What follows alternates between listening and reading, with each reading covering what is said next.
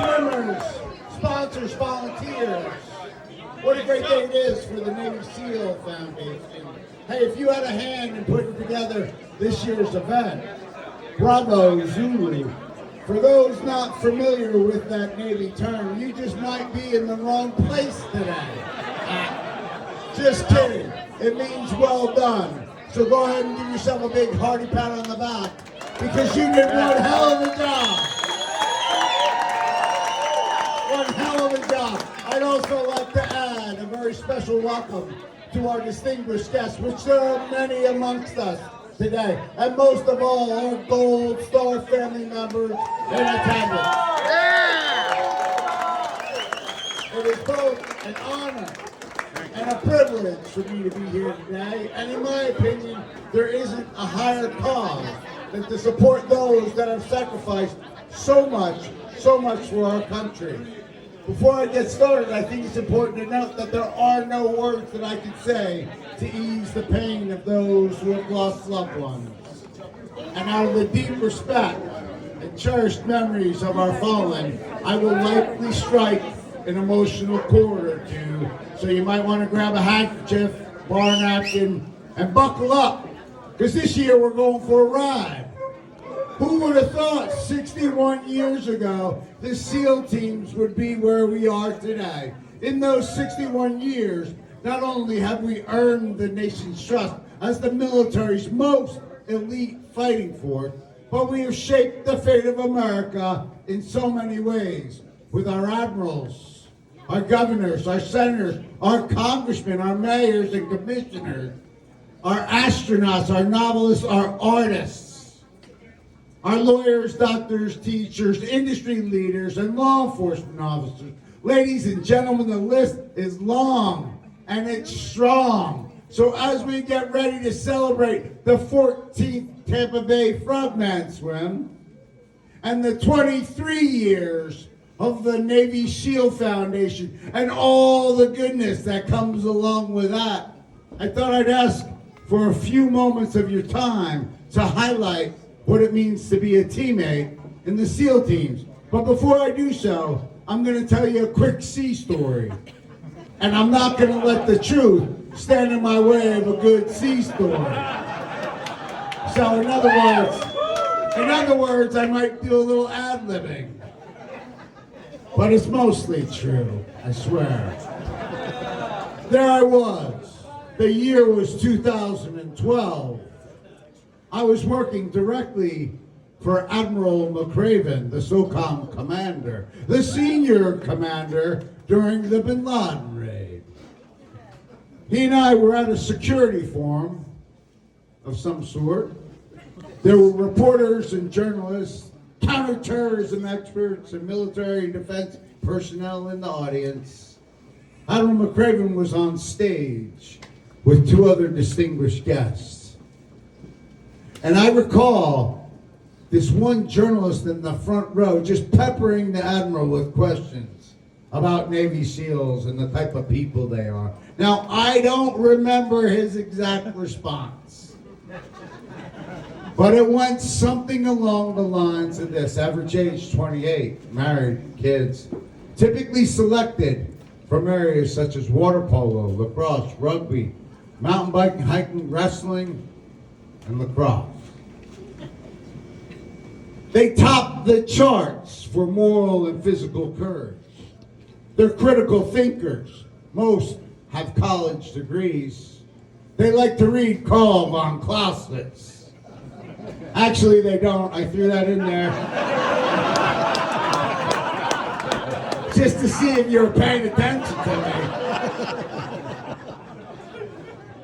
But they do like to play chess. They're problem solvers and they're innovators. The Admiral then pushed his chair back, walked around the table to the front of the stage, center stage, and he said, "There's something more." And the audience perked up. He said, "There's something intangible about them." And he said, "For years and years and years, we've been trying to figure out the single trait, the single characteristic, the single gene that makes these men tick, that makes them succeed, that makes them exceed all expectations when lives are on the line.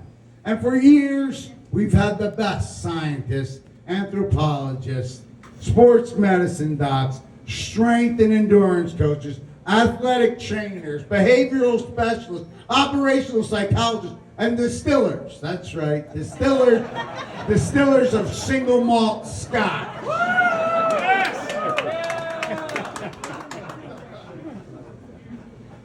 And to this day, at years and years and years later, we have yet to come to a consensus. But it is my opinion that the distillers of single malt scotch are onto something. But on a serious note, the Admiral then tightened up his stare, looking across the horizon of the audience, almost as if he was looking across the Hindu Kush mountain range, a place so treacherous, so extreme that only true warriors feel at home up there. And he said, "Let me make something perfectly clear. Make no mistakes, ladies and gentlemen. These men are not a bunch of choir boys." And he proceeded to paraphrase a very famous quote from George Orwell. "People sleep peacefully in their beds at night because rough men, Navy SEALs, are there to do violence on their behalf and protect our way of life." The Admiral then eased his stare, looked towards the journalist that answered the question. The journalist, like the true professional he is, he was like, "Hey, did I answer your question?" Pull the trigger. The journalist was shaking in his boots at that time. Yeah, yes, Admiral, thank you for your service. Now, it is my belief that the intangible aspect that Admiral McRaven mentioned directly ties to the term teammate. And it was Aristotle who said, the antidote for 50 enemies is one friend. Well, I'm going to do them one better. The antidote for 50 enemies is one teammate. Yeah! Yeah! So you want to know what it means to be a teammate in the SEAL teams? I'm going to tell you.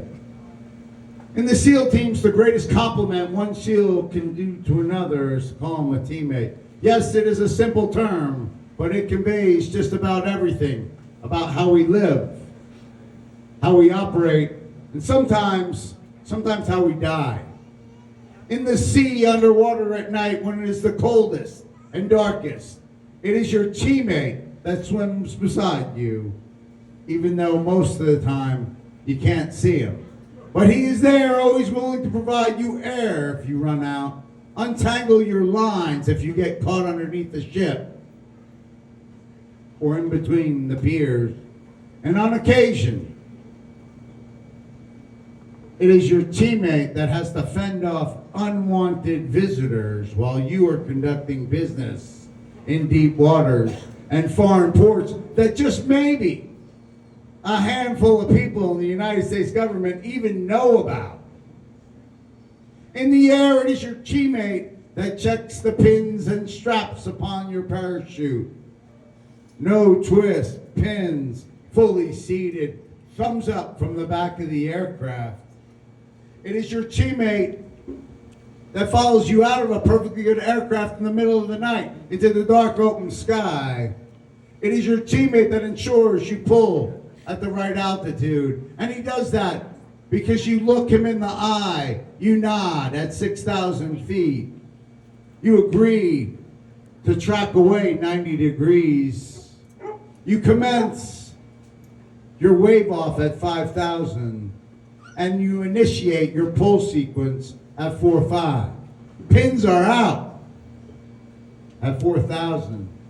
That leaves you just a few seconds if anything goes wrong. On land, it is your teammate that walks along your flank, always covering your six. It is your teammate that lays down a base of fire so you can maneuver against the enemy. It is your teammate that throws you over the shoulder after you've been wounded in a firefight and carries you to safety. And sometimes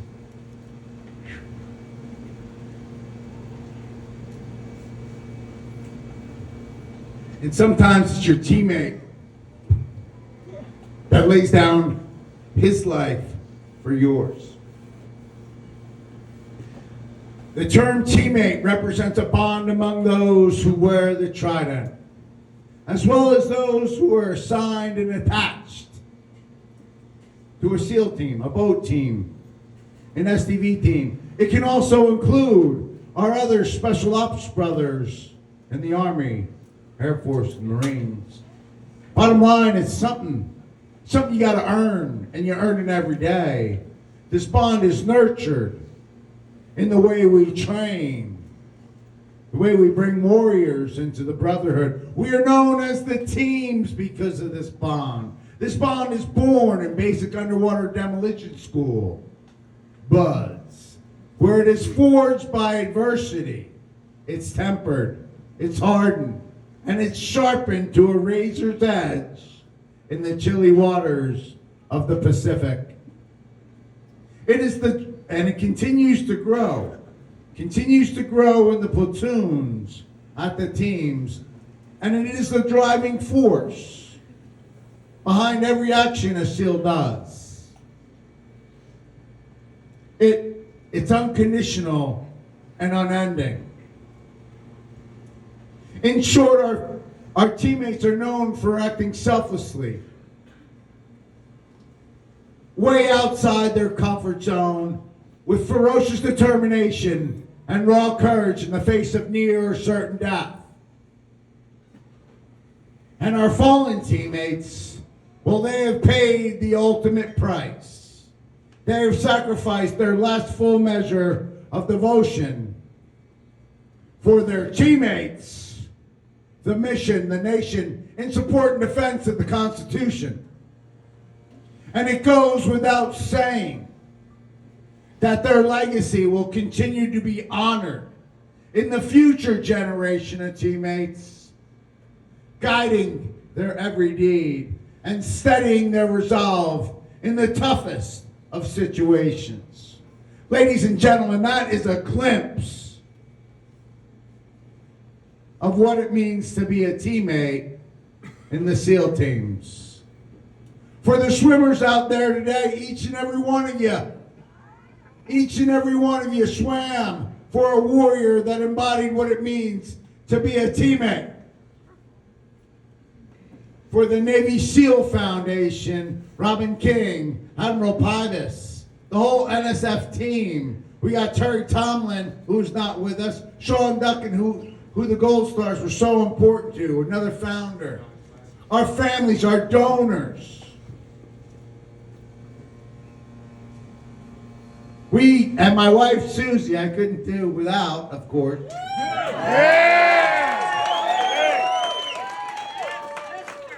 Do me a favor, don't forget.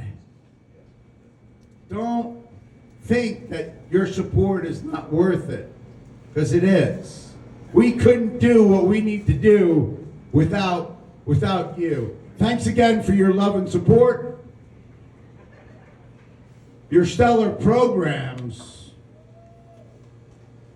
impact forums, retreats, camps, scholarships, resiliency events. When I was in command, I used every one of them. And the Navy SEAL Foundation was there. I also had 7 Purple Hearts coming back from Missoula. Everyone lived. And the Navy SEAL Foundation was there. So thank you for your critical programs and your vital funding. For our Gold Star family members in attendance, and actually those that could not attend. Our great nation owes you a debt of gratitude. And your enormous sacrifice will not be forgotten. As I mentioned earlier today, there are no words that I can say to ease your pain. But following our toast, I have a huge favor to ask. The toast is coming up, but after the toast, I have a huge favor to ask. And I'm going to ask that you hold your heads slightly higher than normal. That you laugh and you smile and you tell a story of life. Why? Because that's what our fallen would want.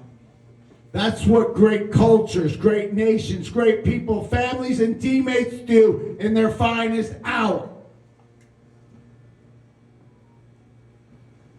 And lastly, in times of war or uncertainty, there stands a special breed of warriors ready to answer our nation's call and protect our way of life. In the SEAL teams, those warriors are also known as teammates. Ladies and gentlemen, I hope your glasses are fully charged. Stand by, it's a 3-part toast. Don't knock it back. Don't knock it back, or take 3 small sips or have 3 shots. Line them up.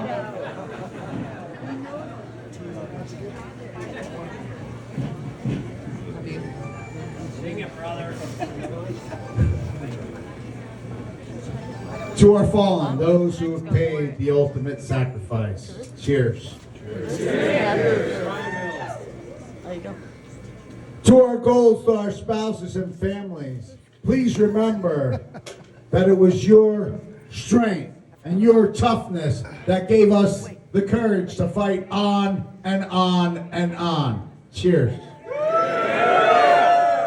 Cheers. To our fallen and our gold stars, let all the rest of us live our lives worthy of you, worthy of your sacrifice. Cheers. Cheers. God bless our gold stars. God bless our fallen. God bless the United States of America. May we always have the privilege to serve her. And most of all, don't forget to live like Tom. Thank you. Away out.